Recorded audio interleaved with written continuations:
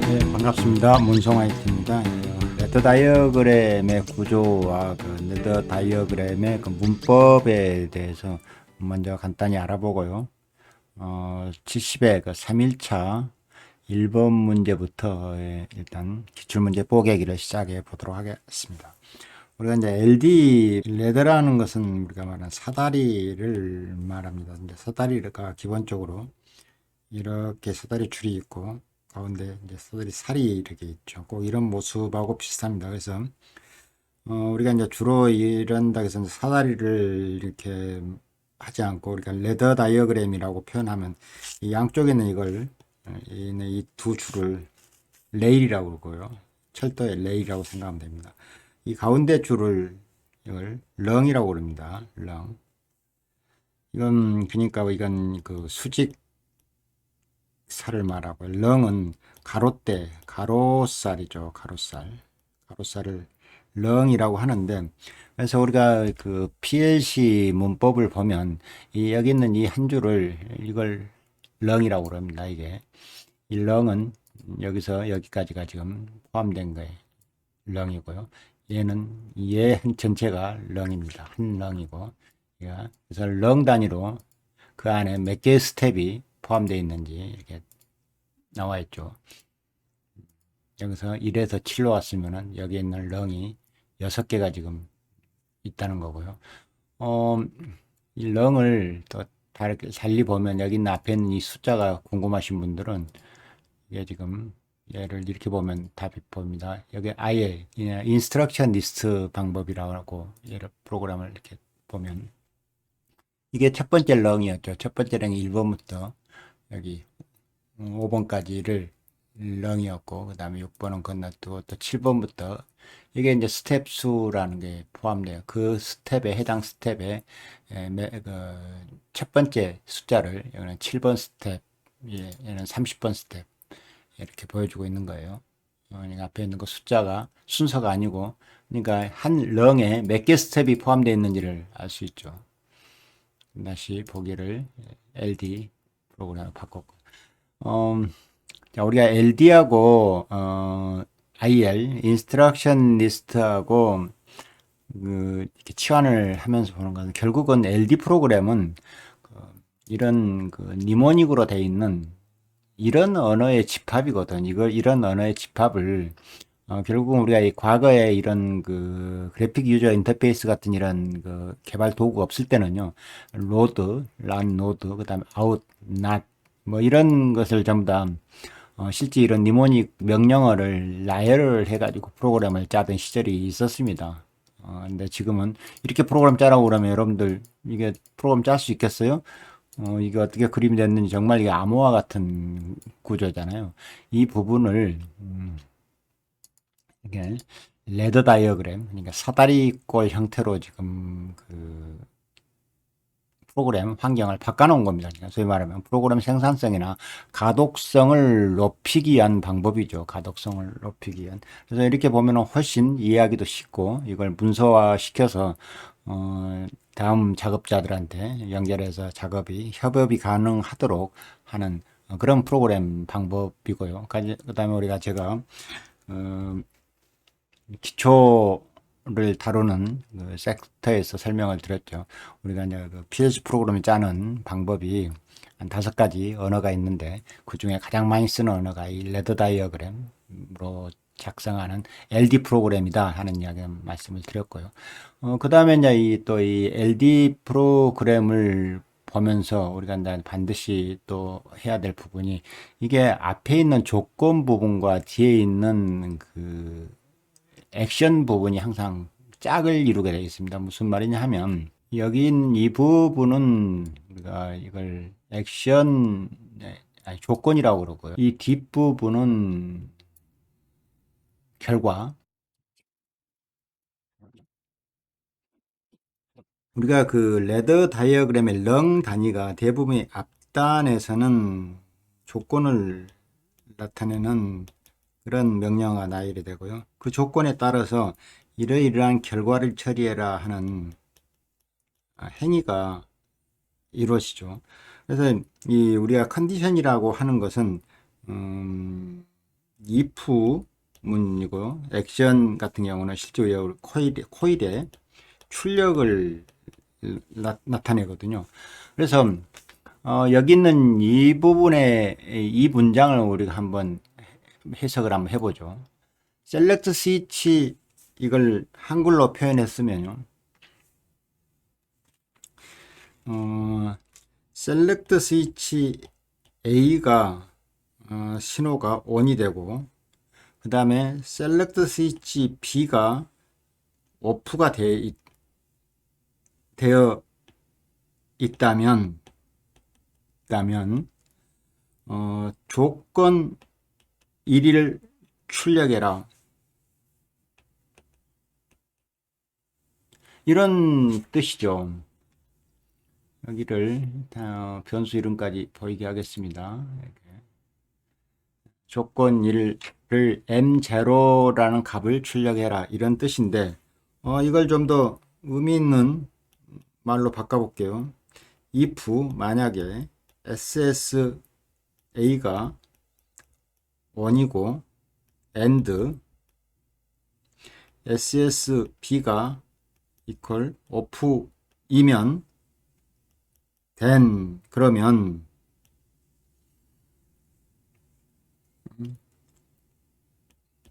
아웃풋 출력하기를 M0를 출력해라, 이런 뜻으로 치환을 할 수가 있습니다. 얘를 좀 더 문법에 맞게 표현을 하다면 if SSA equal on and SSB equal off 이면 출력하기를 M0, 변수 이름으로는 조건 1을 라이트해라, 이런 그 문법을 쓸 수가 있거든요. 이게 이제 우리가 C 언어에서 사용하는 그 프로그램 언어인데요. 이 부분을 PLC는 어떻게 표현을 하고 있냐면, SSA가 ON이라는 것을 A 접점이 들어오고 AND, 직렬로 연결한 이 부분이 AND죠.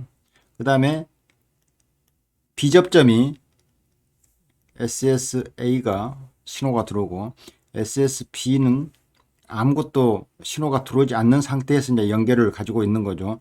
이런 상태이면 출력으로 M0를 출력해라, 이렇게 한 개 렁을 짤 수가 있는 거예요. 그래서 이 부분이 조건이 되는 거고요. 이 부분이 결과 아니면 액션, 실행, 이렇게 이야기를 할 수가 있겠습니다. 그래서 이 우리가 레드 다이어그램이라는 것은 일단 어느 정도 순서를 가지고 있어요. 왼쪽에서 오른쪽으로 해석하고요. 이 첫 번째 런부터 마지막 엔드가 있는 시그널이 있는 런까지 밑으로 해석하는 이런 순서를 가지고 있습니다. 그러니까 오른쪽부터 왼쪽까지 동일한 렁에서는 왼쪽에서 오른쪽으로 해석을 하고요. 해당 렁의 해석이 끝나면 그 다음 칸의 렁을 해석하는 밑으로 내려오는 이런 그 순서를 가지고 있고, 우리가 이걸 어디서 많이 봤죠? 시퀀스 도면에서 이 시퀀스 도면이라는 것이 순서를 가지고 실행된다는 그런 의미가 이제 우리가 시퀀살이라고 하거든요. 순차적으로 처리한다. 그런 의미입니다. 그래서 일종의 이제 우리 시퀀스 도면을 우리가 그 레드 다이엄으로 그릴 때 많이 응용을 하고요. 그런 설명을 하는데, 좌우지간 우리는 그 부분에 대한 그 기초 지식은 제가 다른 그 컨텐츠에서 이미 언급을 했기 때문에 보면은 사다리가 거기서 왜 나와 하는 부분에서 한번 여러분들이 한번 다시 그 레드 다이어그램에 대한 기초 학습을 좀 복습해 주시길 바라고, 제가 오늘 이제 말씀을 드리려고 하는 것은, 기본적으로 이 레더 다이어그램의 왼쪽과 오른쪽에서 사용하는 그 심볼들의 위치가 상당히 구별이 된다는 겁니다. 그 대표적인 예가 여기에 보면 평상시 열린 접점, 우리는 A 접점이라고 그러죠. A 접점, 그 다음에 평상시 닫힌 접점. 그러니까 신호가 들어오지 않았을 때 연결이 되는 거고, 신호가 들어오게 되면 끊어지는 이런 접점을 열린 접점이라고요.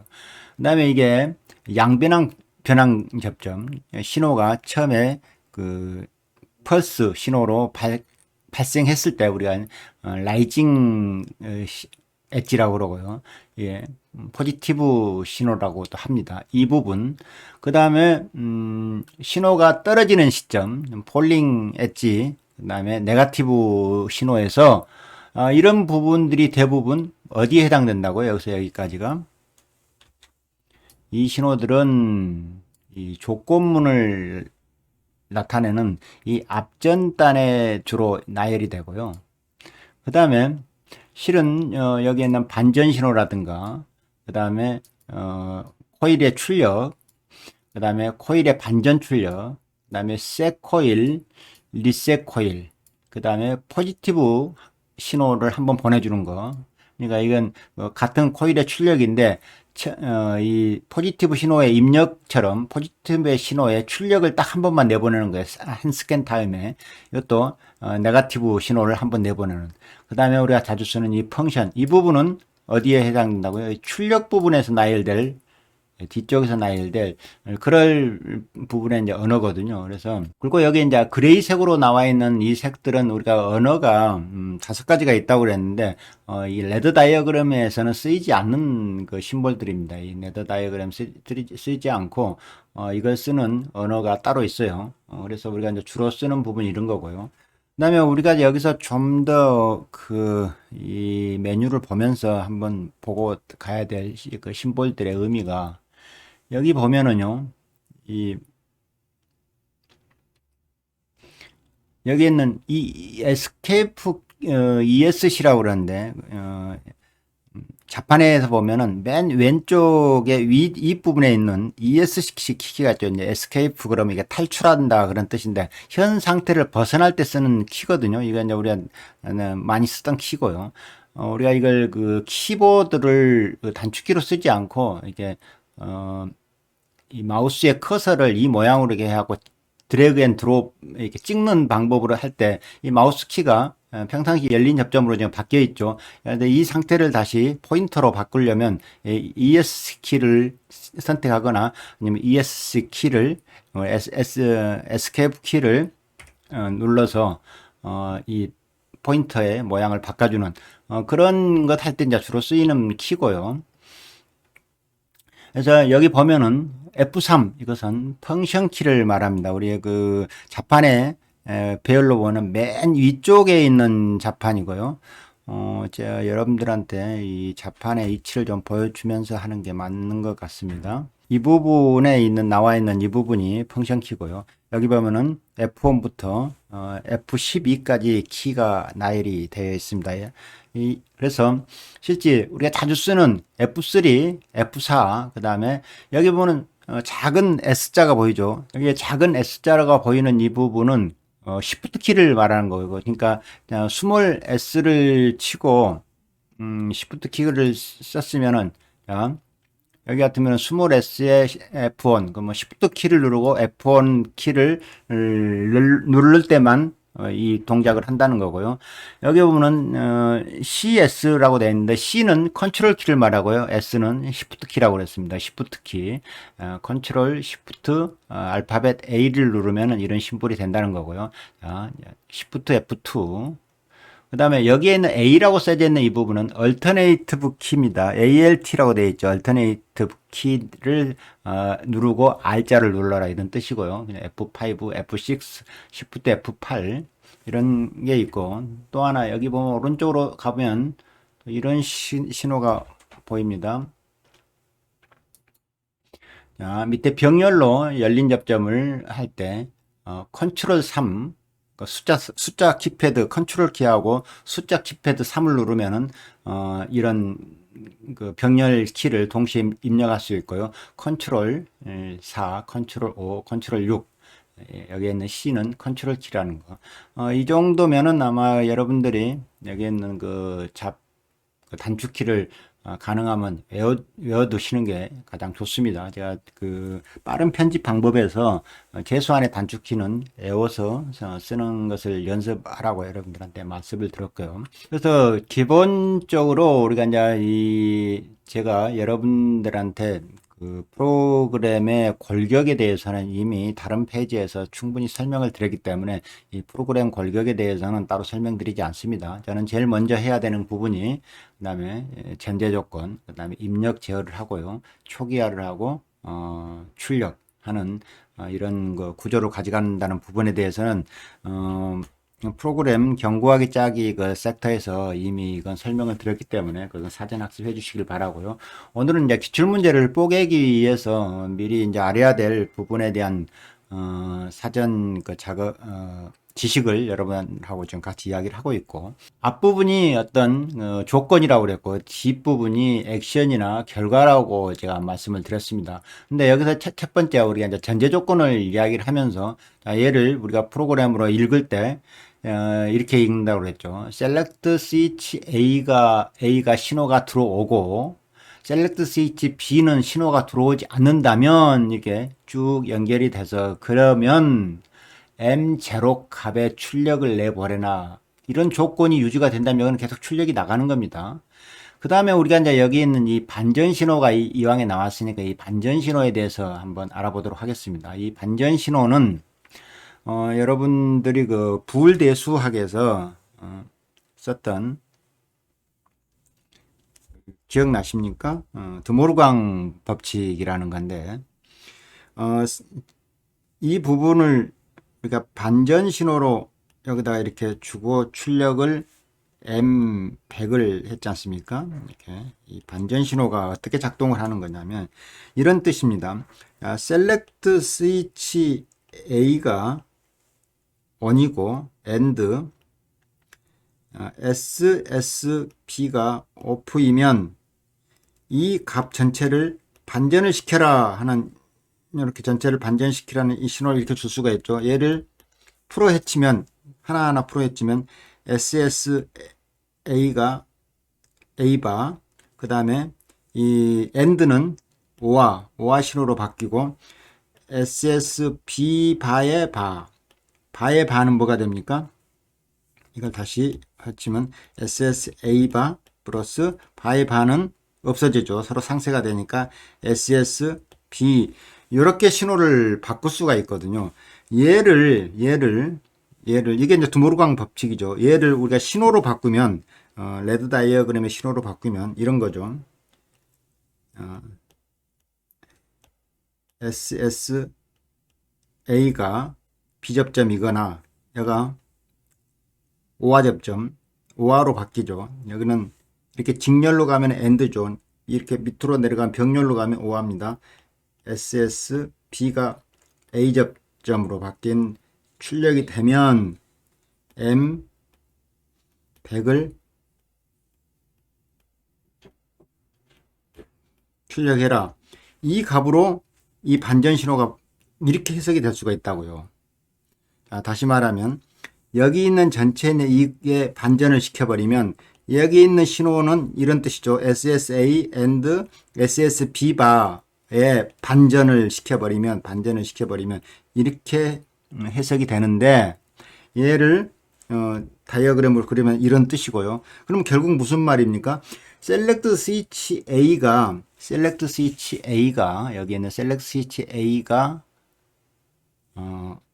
오프 시그널이 되거나 또는 select switch B가 on 시그널, 그러니까 이거는 B 접점에서 A 접점으로 시그널이 들어와 버리거나 여기에는 들어왔던 신호가 끊어지거나 안 들어왔던 신호가 들어오게 되면 M100을 하라는 뜻이잖아요. 그죠? 이게 여기서 드모르강 법칙을 설명을 드렸습니다. 결국은 이쪽에 있는 직렬 회로를 병렬 회로로 이렇게 해석해 보면 같은 의미의 회로가 된다는 걸 알 수 있고요. 그러면 결국은 무슨 뜻이냐면 여기 있는 셀렉트 스위치 A나 B가 이 상태를 유지하고 있지 않는 상태, 둘 중에 하나가 상태가 바뀌어버리는 상태, 그런 뜻의 의미라고 이 반전 신호를 이해하라고 했고요. 그렇게 되면 어떻게 하라고요? M100이라는 출력을 해서 결국은 M100이 여기 와가지고 이런 리셋 조건을 수행하는, 여기에 출력이 나오면 수행이 되겠죠. 이런 그 결과로 이제 가는 부분인데, 그 다음에 제가 이제 주로 M0, M100 해가지고 이 문장을 이렇게 그 대리자를 많이 썼거든요. 이걸 우리가 델리게이트 변수라고 하는데요. 델리게이트라는 것은 대리 역할을 하는 대리자 역할입니다. 역할을 우리가 델리게이트 변수라고 합니다. 여기서 M0를 우리가 이제 조건 1이라는 그 변수로 이미 정의를 해서 이 가독성을 높여주기 위해서 제가 이 조건 1이라는 변수 이름을 줬던 거고요. 뭐 주지 않아도 관계는 없습니다. 이 변수 이름을 정의하지 않아도. 그래서 M0를 가지고 어떻게 했습니까?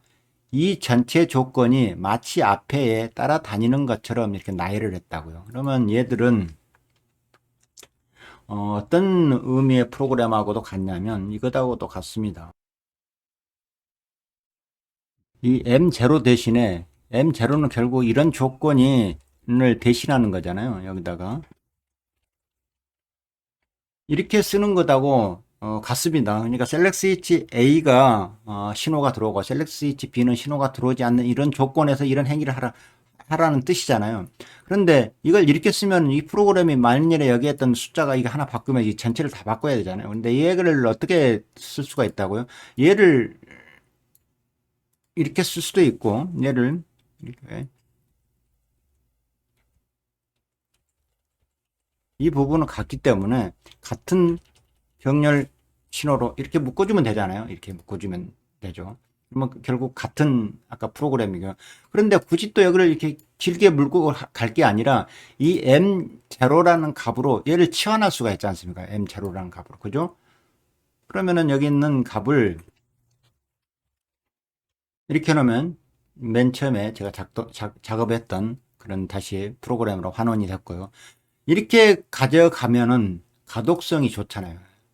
이런 조건을 여기다가 일일이 하나하나 다 나열하는 것보다는 이 조건을 예로 치환하고 이 조건이 유지가 되고 있다는 뜻은 이 출력이 계속 나가고 있다는 뜻은 이 조건이 계속 유지되고 있다는 뜻이고요. 그랬을 때 M0이면 이런 방법으로 프로그램을 해라, 제어를 해라 라고 하는 그 문장으로 가게 되면 결국은 얘 가독성이 M0인 조건에서 알 수 있고 이 M0라는 조건 1이 출력에서 이런 식으로 조건 1과 2를 구별해 주기 때문에 이런 저는 그 델리게이트 변수라는 대리자 연산 그 변수를 많이 씁니다. 여러분들도 가능하면 프로그램을 이런 식으로 좀 대리자를 좀 만들어서 쓰면은 일종의 건 그 들여쓰기 방법에 대해 설명을 드렸던 방법인데 프로그램 가독성에도 충분히 높다. 그래서 오늘은 그 레더 다이어그램에 대한 전반적인 설명과 그 문법의 구조에 대해서 일단 간단히 설명해 드렸고요. 그 다음에 드모르강 법칙에서 이렇게 변수가 직렬이 병렬로 나오면서 나오는 이그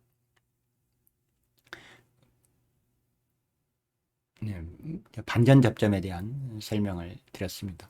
그리고 가능하면 이 단축키는 외워가지고 단축키를 사용하는 방법을 쓸 수 있도록 하라는 거고요. 그래서 오늘은 어찌 보면 프로그램 쪼개기에 첫 번째 시간에 맨 앞에 이 전제 조건을 이렇게 달고 들어가는 이유에 대해서 설명을 드렸고요. 그 다음에 이 전제 조건을 달아야 되는 이유 중에 또 하나가 우리가 같은 프로그램에다가 프로그램 두 개를 과제 2개를 해결해야 되기 때문에 반드시 이렇게 분기를 해줘야 되는 조건을 달고 들어가야 프로그램 가독성이 높다고 그랬습니다.